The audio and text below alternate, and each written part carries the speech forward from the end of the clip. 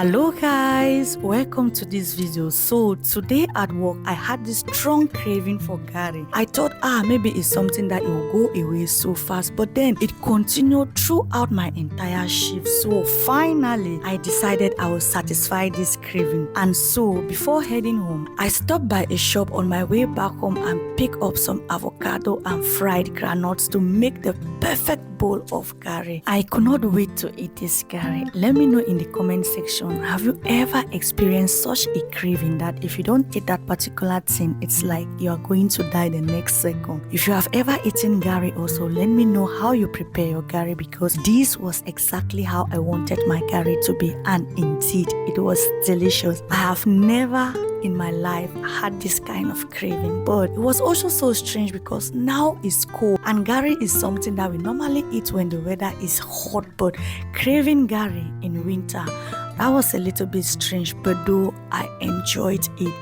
Let me know in the comment section if you've ever had such a craving.